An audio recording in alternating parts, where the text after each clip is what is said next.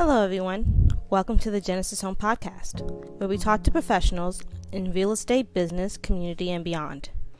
Today, we are talking with Kyle Vazquez of eXp Realty in New Jersey. We are talking about his journey into real estate, the power of finance, his passion and respect for community, and so much more. Let's get started. Podcast. And I am here today with Kyle Vazquez of New Jersey, specifically Hello. eXp New Jersey. So say hi, Kyle. Hey, everybody. Thank you for the introduction. I didn't mean to cut you off in your introduction. If you like, you can continue. So, Kyle, tell us why you got into real estate. So the reason I got into real estate was it stems from childhood, of course. Like, most of our lives, something stems from childhood, and it was definitely knowing that the landlord is the one with the power. And my mom, she used to work underneath the apartment that we lived in, and she was what's it called, like law clerk, or like Mm-hmm. what's the person that works like they Here. help the lawyers, yeah. So she worked beneath the apartment that we lived in, and her lawyer boss knew the whole family, and we would make so much noise as kids. There was four of us, me and my three siblings, and we would be running up and down the apartment, and she was right downstairs, and she would constantly remind us. She would be like, "Hey, the landlord, you guys are making too much noise. The landlord is my boss. The landlord is my boss." You know what I mean? And it kind of during my childhood drilled into my head that the landlord is in charge. And it's kind of ironic because that's honestly, I mean, the way the world works and the way the world is that if you own the property, if you own the assets, if you're the landlord, the landlady, you have a lot of power, a lot of responsibility, and a lot of profit, even. So it definitely stems from childhood and hearing that the landlord, is has control and has the power. And I've always been someone who loved um, power and Marvel, and I was just like, oh, I need to be a landlord. And then when I turned 18, it was either you know bartending license or real estate license, and real estate rhymes with landlord, so so that's the route that I took, Rita. So, you mentioned that, well, real estate is not just the only thing you do. You also are in finance as well, aren't you? Absolutely. I've studied finance for 4 years at St. Peter's University. I've also am a banking veteran, a banker veteran. I worked for TD Bank for 4 years as well.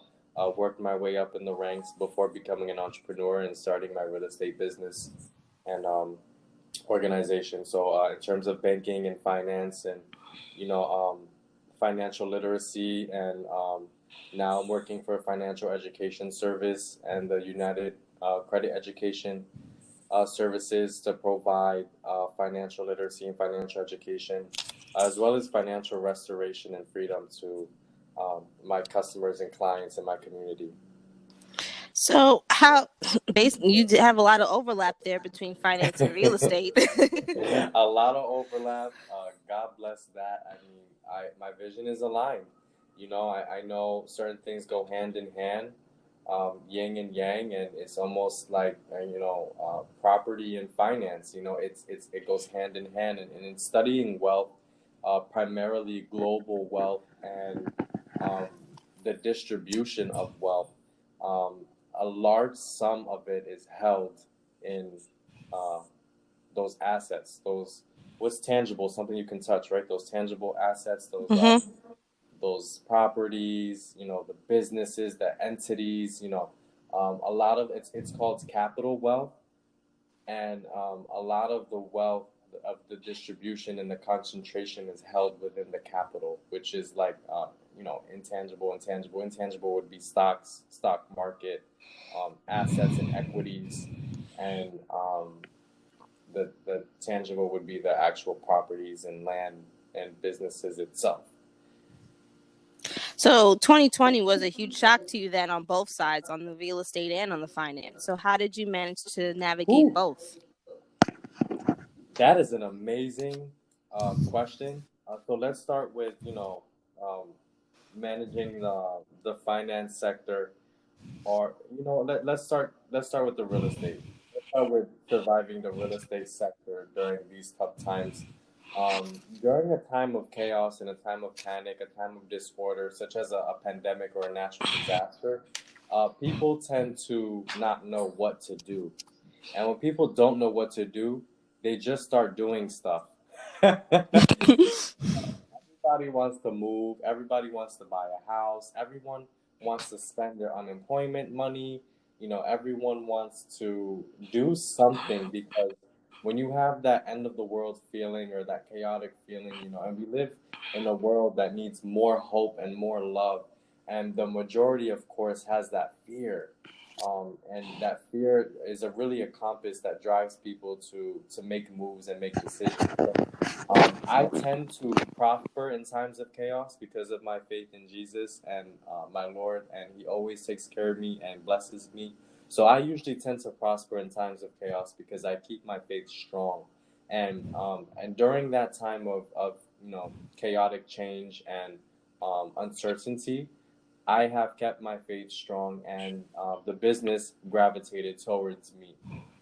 So people who were looking to make those decisions, or even people who were certain, or even people who were uncertain, regardless of the certainty, people wanted to move. People wanted to purchase assets. People wanted to sell their homes. People wanted to be closer to their family. Now we're seeing a great migration towards Florida now because everyone is working from home.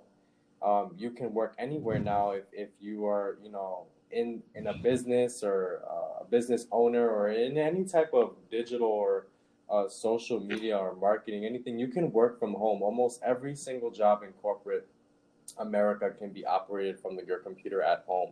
So people are now moving and going to places where they want to be, where they want to live, where their family is, because all the pandemic aftermath and effects that it's getting better, but it's getting worse, um, and people can now be wherever they want to be and get their job done. So that has really helped me survive, is being there to help people not only get to where they want to go, live their dreams where they've always wanted to work, and work there anywhere they want. So helping them do that, and then providing them hope and faith that they can escape any area that they want to if they need to seek refuge, or even if they just want to purchase an asset, or even if they just want to learn, so that they're well equipped for more uncertainty in the future. And that's how I really survived the real estate aftermath, and the real estate market and chaos that's been going on. And in terms of the financial market, I have an army of a network of financiers and officers and advisors who have really backed me up and supported me in offering lending, in offering financing, in offering financial services and financial repair to my customers and clients in the community. So, in terms of how I survived, I mean, in real estate too, I've had the backup of an army of agents and a massive network of both industries, and as well as the Genesis Home is a great network with many many agents, and super super supportive. It is an entire support system. It's an entire backbone, really, and I'm honored to be a part of your Genesis, your baby, your home, and home as well. And in terms of how I survived that financial chaos, is one, keeping myself stabilized, keeping myself in check and sustained, so that I can help others do the same thing. And a lot of people have, not use their finances strategically. And that's where I really come in and tell you, one, you need to get your credit fixed. That's important, especially Generation Z and millennials. It's a generation that is very comfortable and doesn't think that, they think sometimes that they're untouchable. And I don't speak on the entire, race of Generation Z and millennials. We just talk about the majority, or the average, and you need to know that credit is important, and that's why that's my niche, is because I try to really let them know, like, yes, you can stay with your parents and your guardians, you can live with them forever. That's fantastic. But if you want to buy a car, if you want to buy a house, if you want your own possession and your own responsibility, definitely need to get that credit score up. So I've targeted that niche in terms of credit repair and credit building, as well as the discrepancies and the negative reports on the credit reports, and I can now eliminate those. What do they call the disputes? I can now dispute all of these inquiries for my customers and clients and remove them from all three of their credit reports in TransUnion and Equifax. So I've offered that to them, as well as giving them secured credit cards. I can now offer that to my customers and clients. I've evolved the financial sector to now not only offering them the ability to start fresh on their credit report, but also offering them the financial tools and instruments needed to stabilize and sustain their finances so they can continue to purchase whatever it is they want to purchase. So it sounds like you did a lot of education. You did a lot of, guidance during 2020. Mm-hmm. Absolutely.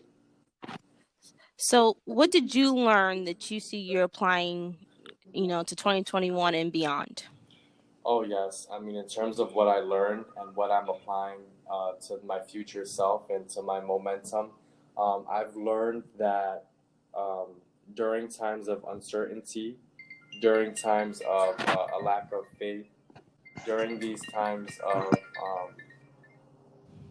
struggle and fear, I need to be there more than ever for my clients and for my customers and for the people and for my community, for my state, for my country, for the world, because it is the people that hold the faith, the people that have the hope, and the people that have the skills to take action and implement and execute that are going to save those who are hopeless, or save those who are seeking help, or save those who are not even sure that there's anything wrong, or those who don't even know where to start or where to take the first step to do something. And one thing that this experience and all of this madness and turmoil has taught me is that I need to be here for everyone all the time, especially in times like this, so that I can be the safety net and I can be the hope and the faith for those who need to heal, or for those who need service, for those who need support and assistance, for those who need the skills or the intelligence or the knowledge or whatever or the finances, or the resources. I can now be a walking massive resources to anyone I encounter, through my team, through myself, through my my networks, through Genesis Home. Commitment to Capping is a Facebook group that has helped me grow and prosper, and EXP Realty company, and shout out to my coach Sekou and Dave and the commercial bosses of real estate who are teaching me how to do commercial real estate, who transacted things, transactions with businesses such as self-storage units in Bayonne, Jersey City, New Jersey, and McDonald's in Jersey City, and Blimpies, and just major, City MD, and just major companies. And they're now taking me on as their apprentice, and showing me the ways of commercial, of residential. And I must say that if I learned anything during this time, or that I can apply into the future, is that I can adapt into any sort of skill. I can learn it, I can implement it, I can pass it on, and I can also be there for all the people who need me, regardless if it's an old skill, regardless if it's a new skill. I can be there for everyone no matter what, and I can continue to grow no matter what, and I can continue to adapt.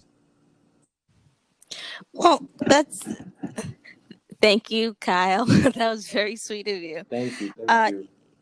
You did mention something. You mentioned a lot about community. Yes.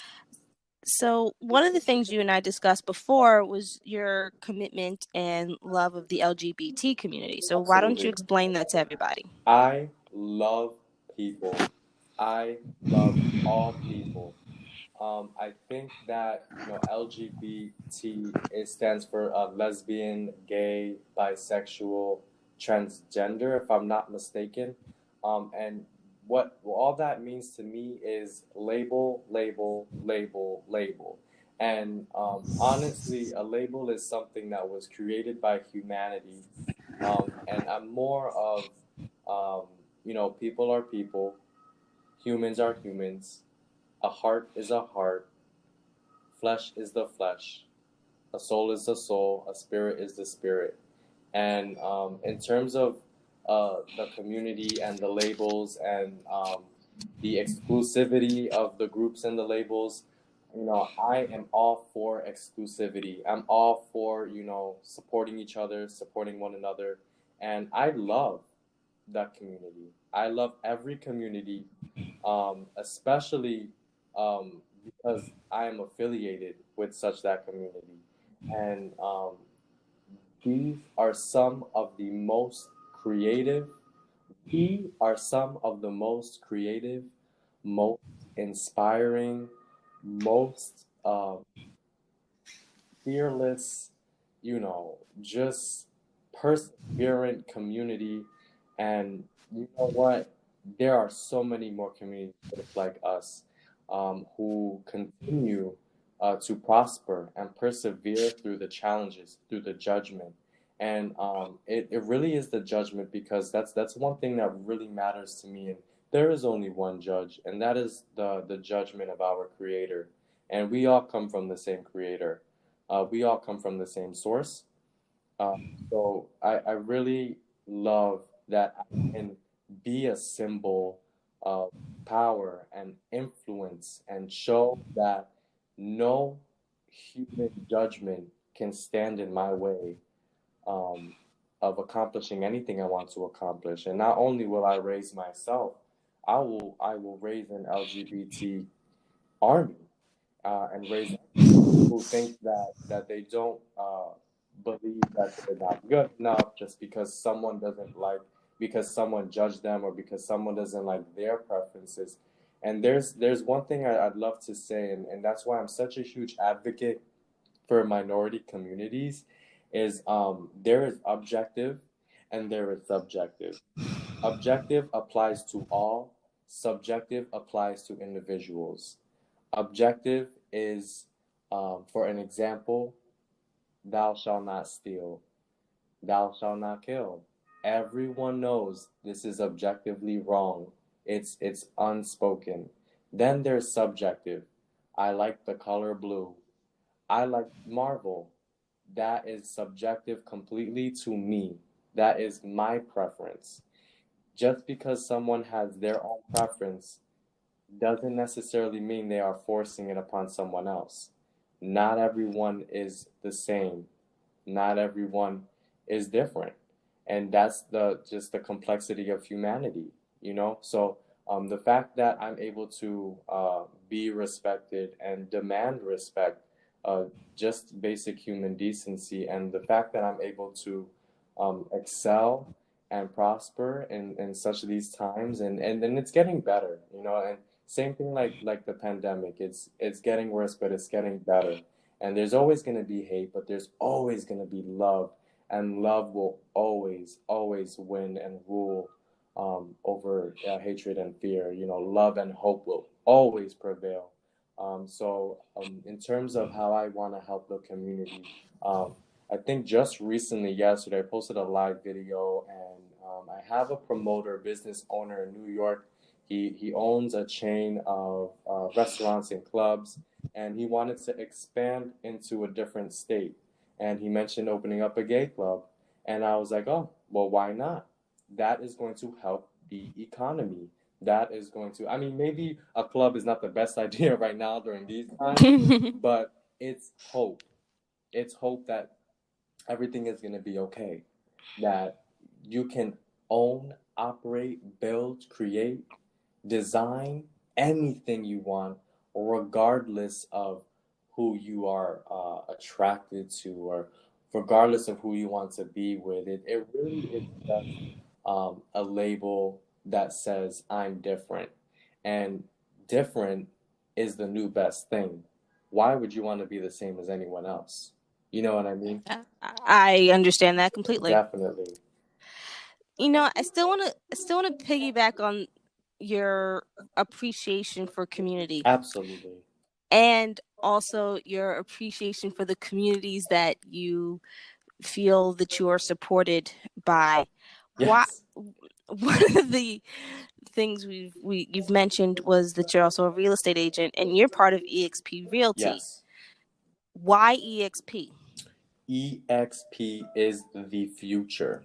And then one thing, one thing I learned in finance is the whole route to finance, the origin, the main key is being able to forecast and predict and being able to, and same thing in marketing, my 4 years in study of marketing, being able to capture a trend, to have that eagle's eye and see what's new, what's coming.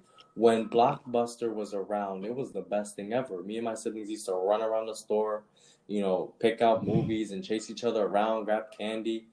Who knew a digital Netflix, an online digital platform where you can pick from a library of movies will wipe out the complete chain from existence.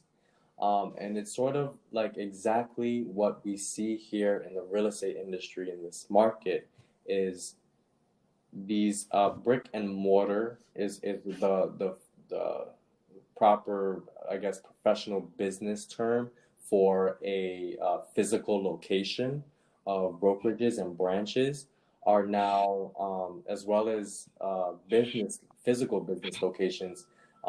There's been an increase in vacancies and an increase in businesses closing because of the times we're living in right now, the Right. pandemic effects. And in terms of why EXP Realty, if I don't want to be physically present for someone to cough in my face, then I would rather, much like everyone else, be behind my camera, behind my screen, like I am right now on the podcast, doing my job, um, making my living, connecting with people, growing, prospering, living in safety and cautiousness. So by the time it gets better, um, I'm still gonna be with EXP, but by the time it gets better, I would have already dominated the business in the virtual market with my team and my allies, and I studied marketing, and marketing is digital and social media, and EXP is digital and social media. It was literally aligned with my skills, with my talents, and it's the future. So, in terms of why did I join EXP? Because it is the future, and because it is aligned with my purpose and my goals, which is to be successful, wealthy, accomplished, and to help as many people as I can become landlords.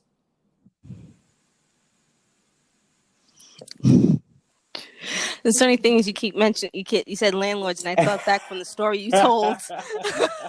That's a good story, right? And I'm like, wow, that's a great way to like tie that in. All But aligned. with 2020, we saw a real conversation about real estate and starting LLCs and Hmm. all this stuff. And I think you've seen them on social media. You've heard it on like the news and everything. I really, because you're in two industries at the same time, which in a way, finance and real estate have this rather unique relationship. How do you explain to someone who wants to get into real estate but seen all over Instagram and Facebook, if you start this LLC, you can do that. Mm. Like, I feel like there's not enough reality Mm. behind it. And this is the perfect time to discuss that. I think Oh yeah. for someone with your background, what advice would you give someone who is interested in real estate but hears all the time about setting up an LLC? I am not anti LLC. Right. I'm just, I think that there's so much ad about it, but there's not enough reality about it. And I would like your input on that. What's your insight on it? Definitely, we're seeing an increase in the advertising of, start your business with me, do this here, do this there. Oh, you're one click away from $1 billion. And what it really comes down to is you have to assess the marketing, and you really have to understand that, is this ad being targeted because I clicked on something yesterday to me, or is this ad actually something that I'm interested in? Is it someone trying to sell me something? Is it someone who has my best interest in mind, or is it someone who wants the money in my pocket? Because what you want to go for is, you want to go for something authentic, with authenticity and genuinity.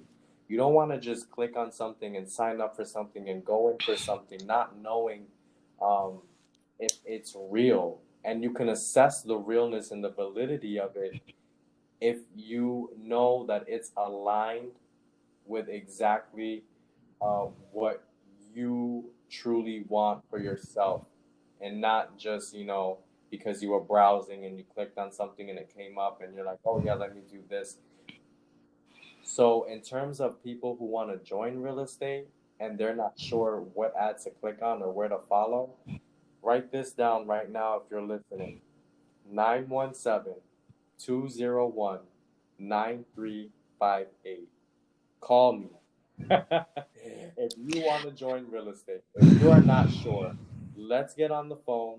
Let's talk. Let's reveal your true authenticity. Let's see where it is you want to go. Let's see what you want for yourself. And also, um, reach out to me, whether it's a text or a call, and I can actually send you resources that can really guide you in terms of what you're getting yourself into. If you want to be a business owner, if you're not sure if real estate is for you or if it's not for you, talk to someone who is already in the business. Talk to someone who's been doing it for years. Talk to someone who has experience. Talk to someone who is also thinking about doing real estate. You get more information by listening to others, by reading, and you also get more information by um, asking the people who are already been where you are trying to go. So in terms of, the ads that you're seeing and whether or not you should sign up, or whether or not you should go with this business or that business or start your LLC, I mean, everyone should have an entity. Everyone should have businesses. Everyone should have wealth and property. Absolutely, without a doubt. No one should not have these things. And that's why I'm here, to make sure everyone does have these things. And you really want to connect with someone who is not going to put an ad in front of you and ask you to click it and to pay $5, for a magazine or something like that. Have a real conversation, a text message, chat, whatever. Just be genuine with it. Don't just feed it marketing, because that's what it's there for. The marketing is there to make you buy something. Don't seek a purchase. Seek value, knowledge, resources, and information. You know what? That's such an interesting thing. What were your standards when you were picking your firm? Because Ooh.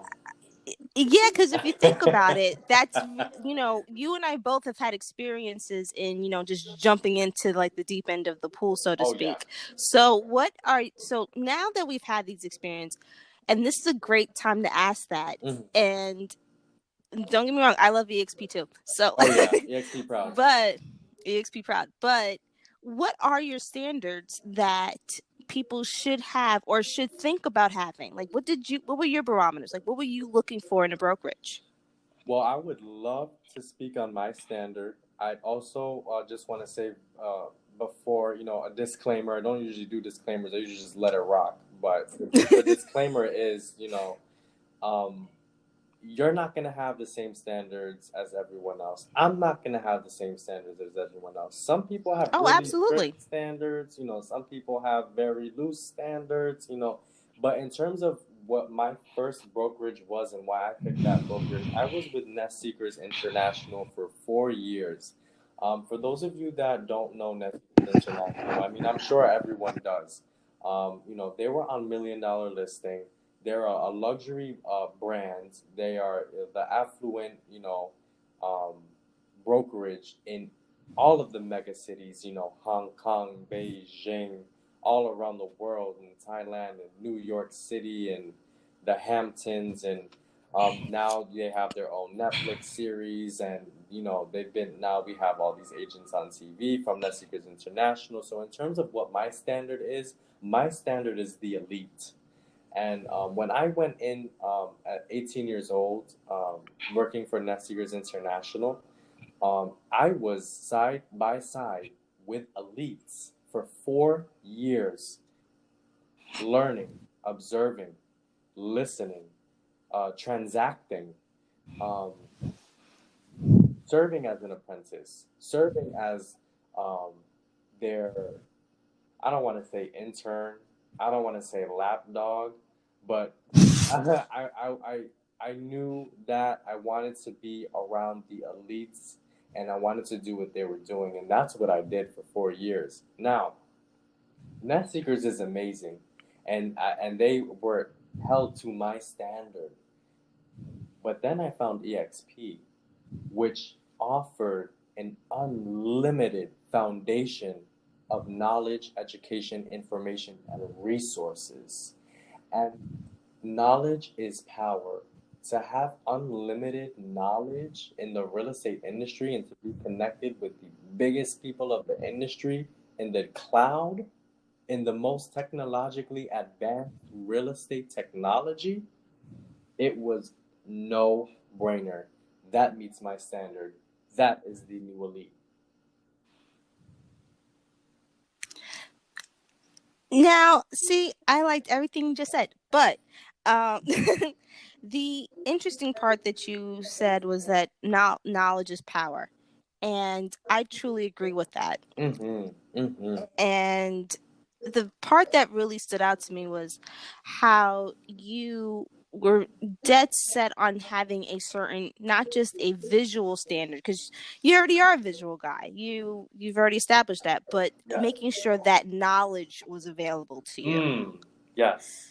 So how does that translate into your personal business? Because you've mentioned a lot about being a support system to your community Yes. and what you learned from as a child with your mom and all these other things. How does that wealth or richness of knowledge, how did you able to bring that to your business?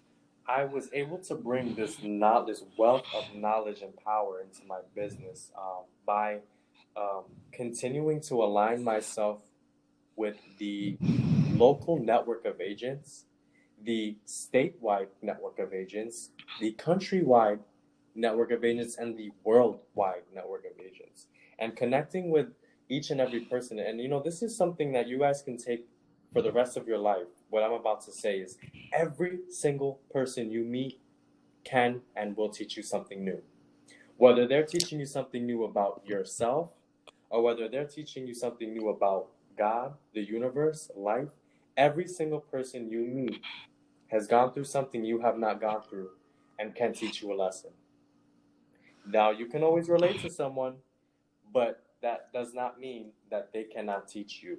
So, to align yourself with the major players and big league players up in this industry, the national players, the global players, to have that knowledge um, at your right hand, at your fingertips, to sit there in a meeting with um, hundreds of agents at a time, to go in a virtual universe, to walk around a virtual world and be able to access anywhere in the country and any agent anywhere in the world, anytime you want. The the knowledge I gathered from so many people, and that's why it's important to take notes and to structure your notes and to organize, is now that I have that knowledge from all around the world, I can bring it back to my community, ask them what their dreams are, and make those dreams a reality. So that was so good. Okay, Oh, thank so that's full what is authenticity, girl. I wouldn't ask it for any other way. Absolutely. So what's your big plans for 2021? I mean, so much has happened last year. I Ooh. know it's shaped what's going to happen next for you, and you've always been someone with a vision and with a goal. Hmm. So I'm curious of what 2021 holds for you. I'm glad that you It, asked that. Go ahead, I'm sorry. No, go ahead. Yeah, no, I'm glad that you asked that. In terms of my plan for 2021, strategic planning is my thing.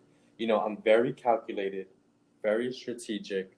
And I just want to, go over my strengths really quick. And this is how I'm going to accomplish what I'm going to do for 2021, right? My skills, in the DISC assessment, I'm a DI full on. It's influence and dominance all the way. And my top five strengths in my strengths assessor, my strengths assessment, again, influence, woo, winning people, um, strategic thinking, strategic planning. And I forgot the fifth one, but reach out to me, ask me, and I can probably pull it up and let you know. And the reason I bring up these strengths is because they mean the most to me. Because my plan is to become an influencer, and I will become an influencer. I am an influencer. And my goal is to grow my influence beyond the reach of the 10,000 that I have on my Instagram alone. My plan is to reach the YouTube platform, the Apple platform, to reach the Facebook and Instagram platforms, to reach the Clubhouse platforms, and to wrap my whole mind around the social and digital media universe and realm, and to uh, develop an omnipresence in this market space, in this digital space, in this cloud space. And every step I take, every post I make is bringing me a step closer to becoming the ultimate influencer. So that's just one, right? So that's my plan for 2021, and that's number one priority. Number two is to help as many families as I can reach their real estate and financial goals, to become that landlord that I wanted to become when I was a child. As many families as I can. I want to raise the wealth and finance of my community, of the people I grew up with, of my friends, family, loved ones, and everyone that I can possibly, when God brings into my path, I want to touch with blessings and raise them with one piece of knowledge or one resource or one tool or anything I can give. There's that one touch of blessings, and I can provide massive production and value to people already in the industry, as well as people wanting to enter the industry, as well as people who are interested in being a merchant in the industry or being a consumer in the industry. There's one thing that makes up a market, and that's inventory, and then people to buy the inventory. So marketing is my thing. So my goal is to expand my absorption of the market share. Right now, we have Jeff Bezos, who is dominating every single market. He's getting into real estate. He's getting into pharmaceuticals. He's getting into the movies. He is taking everything. So right now, I have to think right like I'm being chased because Jeff Bezos is after us all. Please don't sue me. I love Amazon. I have all the products and services. We are being chased by some major giants. So I need to make sure I continue to run and keep running and keep moving and don't stop and don't build my momentum so I don't get stepped on by these giants that are monopolizing industries. You know what? You're absolutely right. So survival it goal. is that's a honest goal. I mean, if we're gonna be honest with each other, Amazon is becoming, well, the conversation is that Amazon's becoming a brokerage, and then you have Zillow also pursuing the same thing. Mm-hmm. So it does become a little bit of a change in the competition game. That's a deadly But alliance, Zillow and Amazon. exactly. But I think the great thing about your approach to real estate is that it's very grassroots, it's very community oriented. Mhm. So, as great Amazon is, they can't hold a candle to Kyle. You know what I I mean? Like, love that. as awesome as Zillow is with their estimates, I have my own issues with estimates. You know, no one's going to understand what that community means or that soul of that community but the agent that lives there or the agent that works there. Okay, so you give the the real estate of the real estate or the financial industry of your state, which is New Jersey. Mhm. You give it soul, Oh yeah.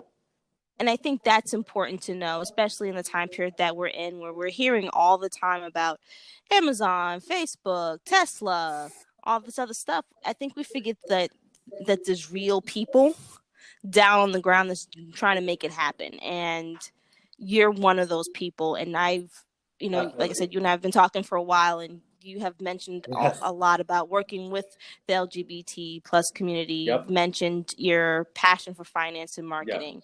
You've talked about ways to maybe do a little outreach for the youth to Yes. get them into real estate. Yes. But now I know why. It's because Mm. of when you were a kid. And I think Mhm. that is fantastic. Thank you so much. you know the What do you think, and speaking of youth, what do you think the one thing teenagers or families should really be discussing at these Save while they're your money. But go ahead. I'm listening. no, that was really my question. Like, Yeah. what advice would you give children or parents, families, things like that? What advice would you give them even during this time period? My advice to the parents is one, to remind the parents that they do not teach financial literacy in the education system. I learned financial literacy because that's the major I chose in college, in my university, St. Peter's University. Shout out to the Peacock. But for the parents, they don't teach financial literacy in school, which means it is your responsibility to teach your spawns, your children, your offsprings financial literacy. They need to know the value of money, its instrument, its instrumental purpose. And I don't believe money has any intrinsic value. I don't believe it's of any, huge, significant spiritual meaning. It's all instrumental. Money is a vehicle. Money is a tool and an instrument. And um, when they're teenagers, when they're growing up, when they're adults, they need to know how to use their money so they don't dig themselves in a hole and repeat the same cycle that history continues to repeat in generations. Um, because this is just a problem that we've had for generations. The generational wealth gap is so humongous, it's continuing to be separated and divided, and it all starts with the youth. So, for what I have to say to the parents is, you must teach your children financial literacy. It is your responsibility. Don't let them dig themselves in a hole and then fall in it. What I have to say to the youth, to the children, is ask your parents about money. Ask them how money works. The youth need to know how to operate a debit card, how to operate a credit card, how to use an ATM. These are not just things that are important to know in terms of literacy. These are things that are important to know for survival. I don't know what everyone has been through in terms of, their youthfulness, but I know what I've been through in terms of my youthfulness. And I know that I needed a debit card. I know that I couldn't always walk around with cash. And cash is great, but so is credit. Debt is not always a bad thing. Debt can be a good thing. And people need to know that people, the youth, the parents, the communities, save your money, put money away for college, put your money in an interest bearing account. If you want to place your money in a market where it's volatile, or if it's risky, or and you can earn money from placing your money in the stock market or the right stocks, that's risky, but you can also get a big return. You could also go to a major bank or another firm, and they can invest your money in the market for you.